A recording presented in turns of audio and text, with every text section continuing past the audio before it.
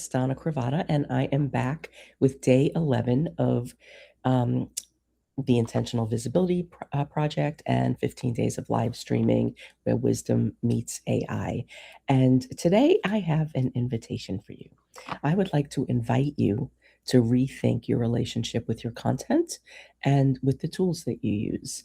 Um, I have recently done this myself, and a lot came out of this, and I'm going to share a little bit about that today. And all of the content that I'm using for this entire series is what I'm going to share with you today is how I created it. And um, I've been sharing little bits and pieces of it, but today I want to pull together and talk to you about the living libraries that I've been creating, primarily using Google Notebook LM, which is part of Google's suite of AI products. It's a closed environment, so when you upload your sources in there, it's only looking at your content. It's not looking externally unless you ask it to look externally. So it's a really interesting space to look at your own work and use AI as a collaborator to be able to see the things that you can't see because you're too close to it. But before we kind of go more into that, I want to talk about what we already have. We're always looking for what's next, what's happening, what else can I do? But we just miss the whole boat on going back and looking at what we've got. And, once you've been in business for a while or you've been writing for a while, or doing videos or whatever your mode of content creation is, you've got a library. And in most cases, it's just sitting there collecting digital dust, and you just keep paying for these increasing libraries that you're maintaining. And it's kind of like having a storage facility. You keep paying for it and you never go and get that stuff that you don't even know if you really need anymore. So one of the things that I do in my work is called a tried and new process. And that's where we go through what we already have and we figure out what stays, what goes, what could be upcycled, recycled, what could be given away, what could be sold. Um, it is also, when I was coming up with this, because I've done this for years, but I called it a content audit. And when I took myself through this about 3 years ago, I realized how much more this is than a content audit, because nobody wants to do a content audit, right? But this is a process that kind of takes you back into, like, what were those parts of things, like the things that you've gone through, parts of your growth, professional, personal, through your own, just journaling, or just figuring out what comes next for you or your client work, and like how you're helping people. But those things that you wrote, like that thing that was like an epiphany that happened and you had to write it down and you did a video or blog post about, what are, like, that half written course that you started to create, that you realized, what, this might be really good, but the world is not ready for this. I have a story about a client who started writing a book, and I asked her, I said, we need some, like, like a tenant of the work that you do. And I said, do you have anything that kind of represents it? And she went digging into her Google Drive and she found a book that she was 3/4 of the way writing 13 years ago. And that was now, portions of that were extracted and put into the book that she published in August. That quickly hit bestseller status, and not with any hacks, just because she had a lot of people that wanted to read this book. And and that's how I created all of this. What I did was I started with 55 LinkedIn newsletters that I wrote over the last year. And when I did that, the first thing that came up was this series of articles, of 8 articles that cover the trajectory of my work, which is often really hard to describe. So that got me inspired, and I started digging further. And I just started seeing all of these patterns, all of these places where series of articles were just, coming up on their own, surfacing on their own.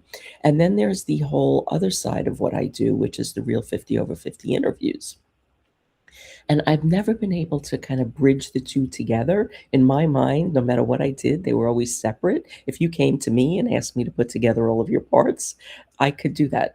I can't do this for myself because I'm too close. So what I did was I now uploaded all of the interviews, which was 145 interviews, 18 panels. And I started to do some research around what was in there. And the first thing that I asked, one of the predefined functions that you can do in Google Notebook LM is you could ask for a data table. So I selected all of my sources, and they're just mine. They're not random things from the outer internet world. And I created a data table asking for the wisdom bombs. That's what I ask people at the end of every interview, to provide a wisdom bomb, something small and actionable that people could take with them. So it gave me this list of the wisdom bombs, but it came back with a suggestion. AI said to me, these are great, but people know it's coming. They prepare what they're going to say.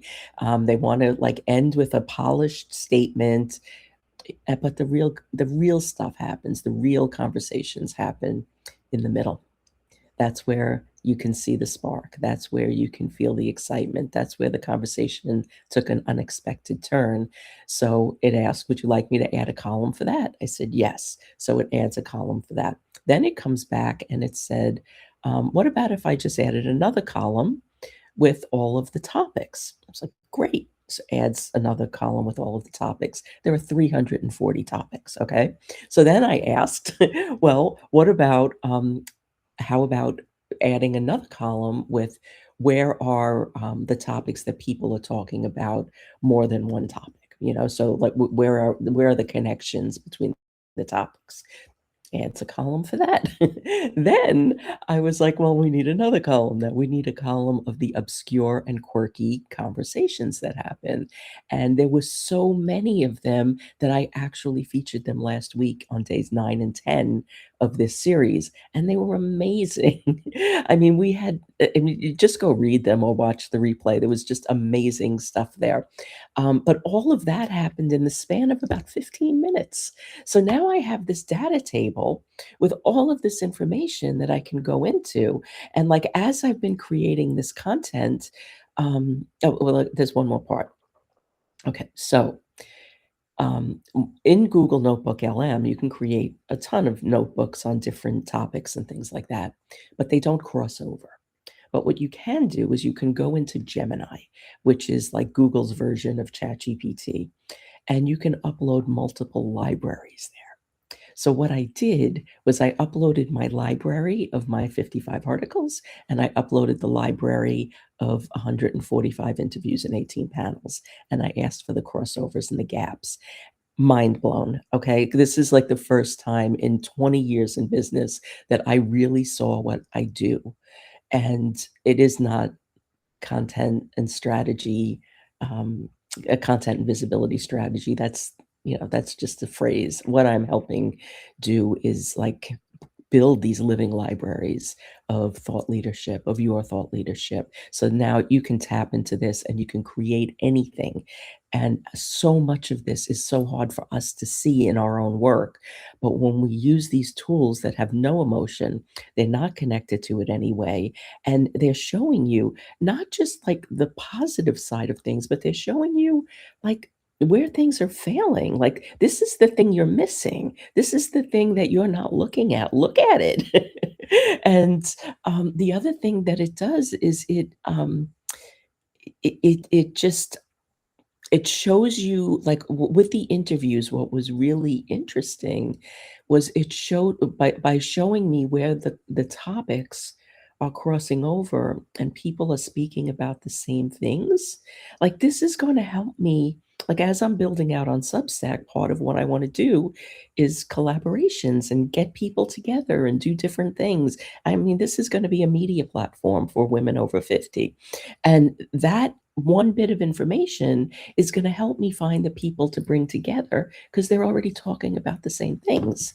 So like, just like think about how that compounds through their expertise and what they know about, what they care about. But it also expands audience because now, as I'm bringing these different people together, they are, sharing it with their audience, the audiences that care all about the same things. So none of this is random. It's all very intentional, and we all grow together. We, all the what is it? The tide raises all ships, and we do this together. And we don't have to worry about algorithms. We don't have to worry about, whatever, because we can, like, if we need to go to another platform, we can take our content with us, and we can all go as a merry little pack and go somewhere else where the next platform is. So this is so incredibly empowering because it gives you the capacity to grow on your own terms, grow in your own voice, and then, if the platform goes to shit, you can just go somewhere else. I am so incredibly excited about this because this is what I have been building towards for years, and it's here, and I'm ready. I'm ready to kind of like lead this wisdom revolution and march it straight through Substack. So hop on board, read the whole article. There's a lot more in there. And all this week, I will be sharing more about the living libraries, how to use AI differently, how to truly build it into being your collaborative partner. It's not highly technical at all. And it really does, you keep the control. You're not handing over the control. And it doesn't do my writing for me. We write together. And it's just been such an incredible experience to work this way.